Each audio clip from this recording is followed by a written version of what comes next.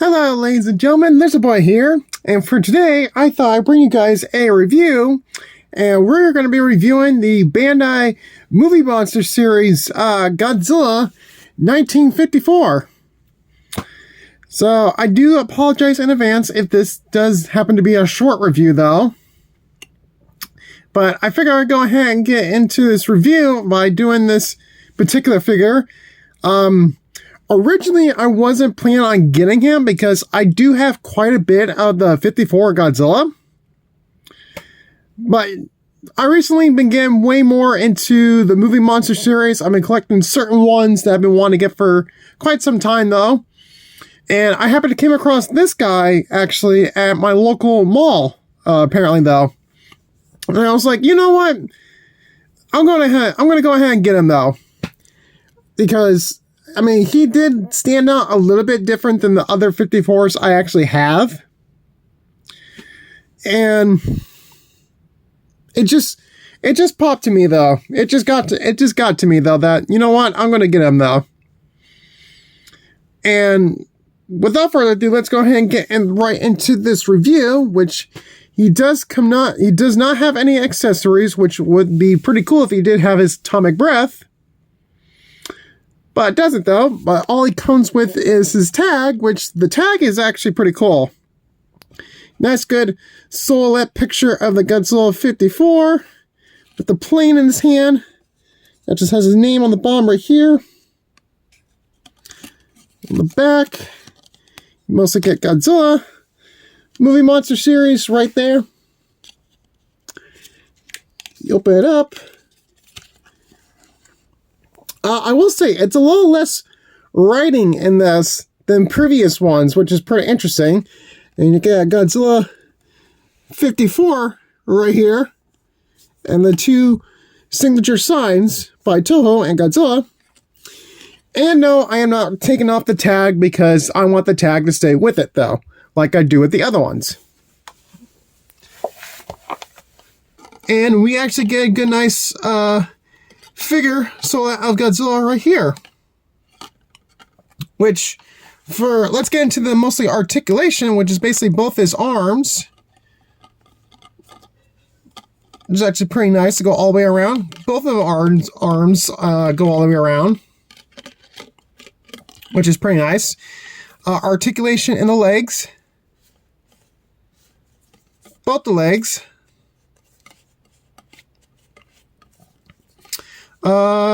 Tail does not articulate, though. And you can kind of see there's a seam right here. But not much you can do about it, though. I will say I know, like, in the original black and white Godzilla, though, he's mostly just a solid color. Like, you can kind of see, like, right here, they did with the whole gray version.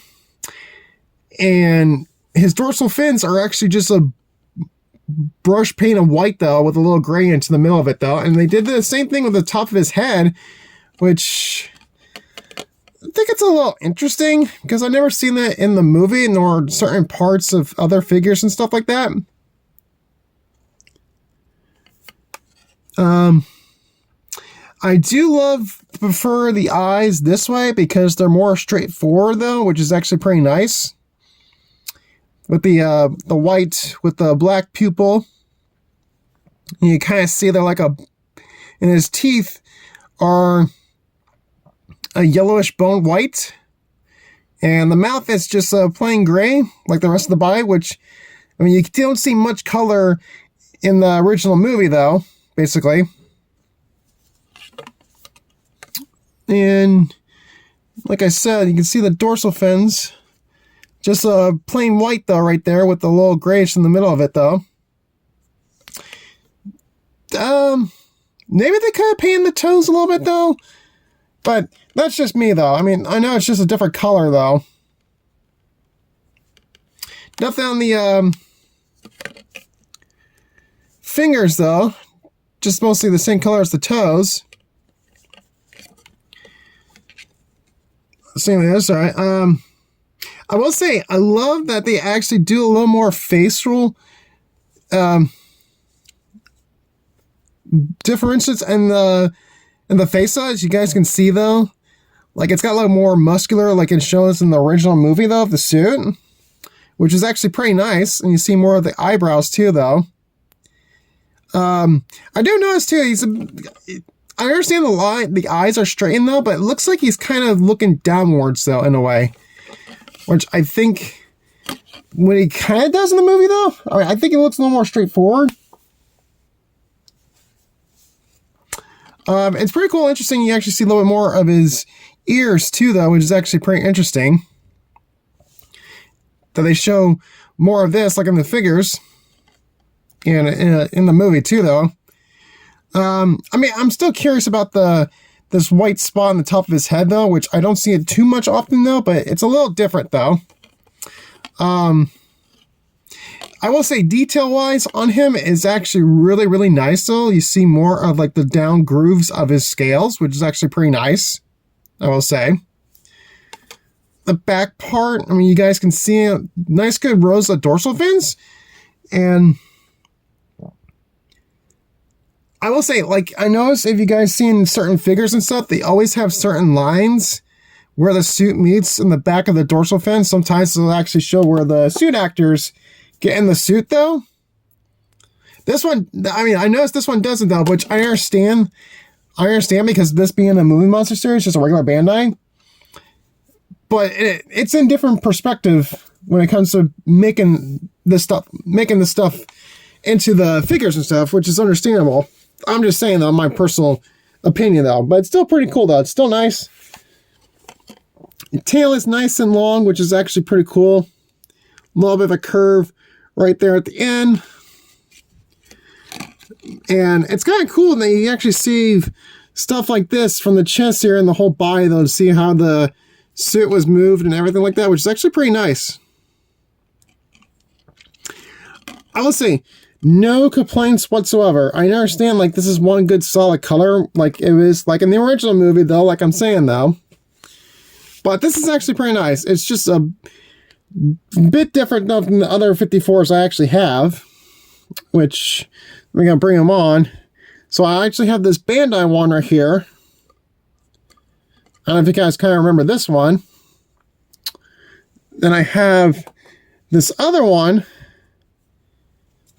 If you guys can remember though. So I know I understand these are all completely different. I know some people weren't too excited about this one though, but I just went ahead and grabbed it after many years ago. And this one right here was actually my very first one right here for the 54. Move these guys out of the way. And I actually do have the NECA one, which somewhat, like I know the NECA one's a bit different though. But you can definitely clearly see the difference in the spines, how they try to get to the original form. But I will say, I think I rather prefer the head sculpt on this one. Like, if they took this one and put it on this body, though, I think that would work pretty well, though. But as you can see, they try to get clearly close to it, though, the way it is. But yeah. Like I said, like I didn't know for sure if I was going to pick this guy up because I do have plenty of the 54. But I went ahead and grabbed it anyway, though, because I thought it would be something different, though, or something unique for my collection, though, to add more to him. But I think this will be for this review for you guys, though. Do follow. If you guys like the video, though, make sure you guys follow me on Instagram. I'll put in the description below. But I want to thank you guys for watching this. And I will be doing more reviews, hopefully in the near future, though. I still need some other ones I got to put out, though. But I want to thank you guys for watching this. Make sure you guys follow me on Instagram. Put the link in the description below. But I'll see you guys and talk to you guys in the next video. Bye.